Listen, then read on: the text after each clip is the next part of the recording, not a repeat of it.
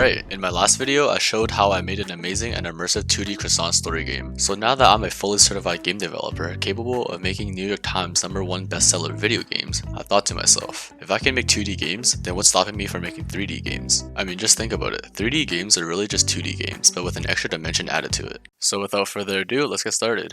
I started by making a floor, a cube, and as always watched a brackets tutorial because I don't know how to make a 3D game. The first thing I worked on was the first person player movement because as my neighbor once said, if there is no movement, there is no game, and I don't want there to be no game because the whole point of the challenge is to make it 3D. The materials and textures on everything right now looks a bit weird, so I found some free textures from Unity's amazing asset store and now everything looks much more appealing.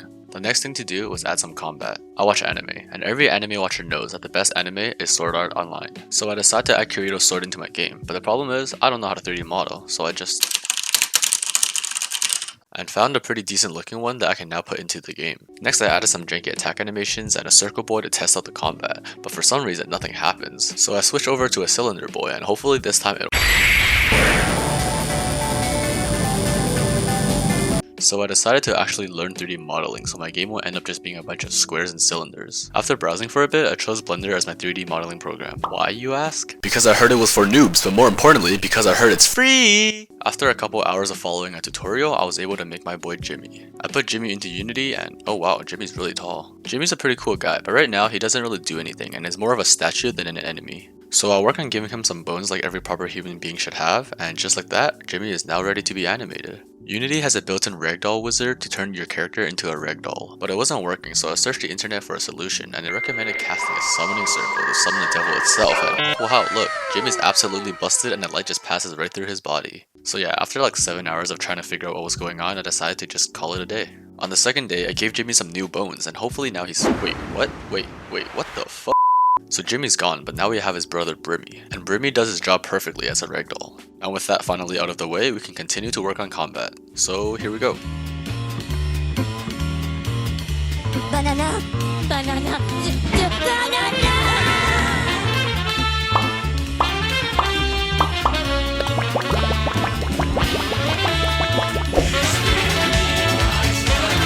Unity's part of the system.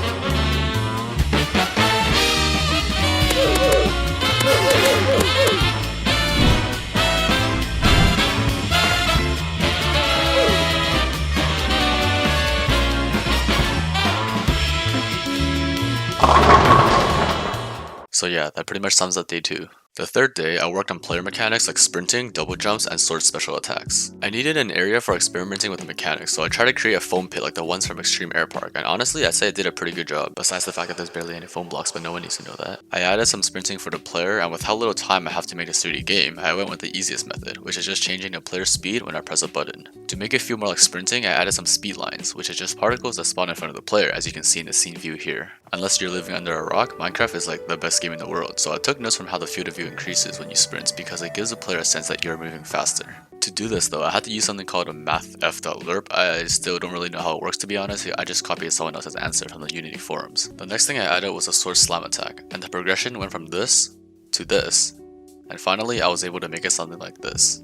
That's all I really had the energy to do for the day, so I went to sleep. Day 4 rolled around and I had this amazing idea, so I told myself, yo, let's make some shurikens! So thanks to J&M's well-made tutorial, I was able to make my very own shuriken. And if you ask me if I was proud of it, I would say yes. The shurikens work pretty well, but they kinda also look like a bunch of UFOs, so I tried to make the shuriken spin when moving and after a while, I managed to fix it up and now you can live out your wildest dreams as a ninja. The next thing I did was make the enemies follow the player, but only when the player is within line of sight. I then 3D modeled a gun which for some reason really reminded me of something, but I just can't quite put my finger on it. After making some animation so the enemy isn't just sliding towards you, here is the result.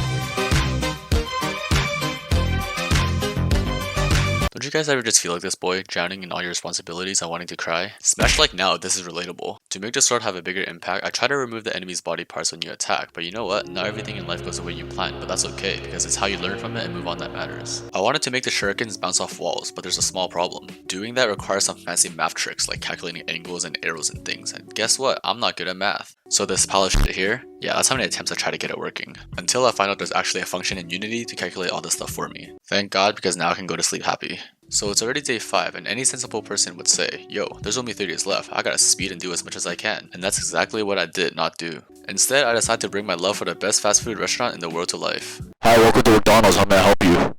Yeah, can I get a 10-piece nugget? Sorry sir, would you like any sauce for that?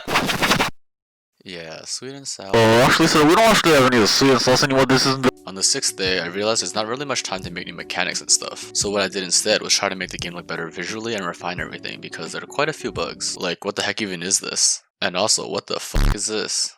I added some enemy bullet trails and made some lightning using Unity's particle system, and here's the result.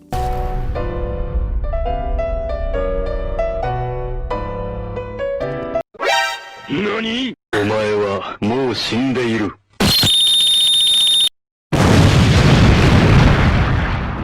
And before I knew it, it was day 7. The game literally has no sounds at all right now, so it was probably time to add some sound effects and background music. I'm gonna be honest, making sound effects is probably my weakest point of being a game developer.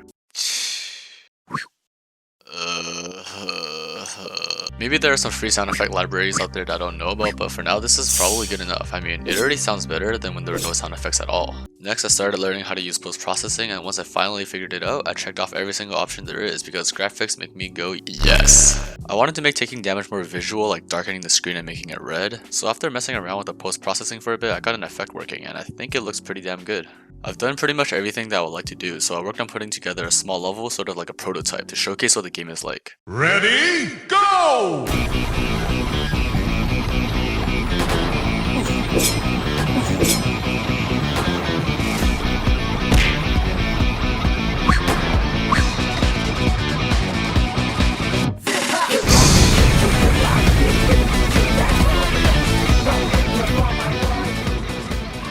So yeah, that was my 1 week's progress of making a 3D game. It was a bit difficult jumping from 2D to 3D, but overall I had a lot of fun and look forward to making more cool stuff in the future. I plan on making a lot of small projects or just fun ideas that I have, but eventually I will probably start making a devlog series of a game that I will be putting a lot of my time into. Kinda like making a dream game, if that makes sense. I still find outros kinda cringy, so smash like and subscribe, hit the notification bell, and thanks for watching, bye!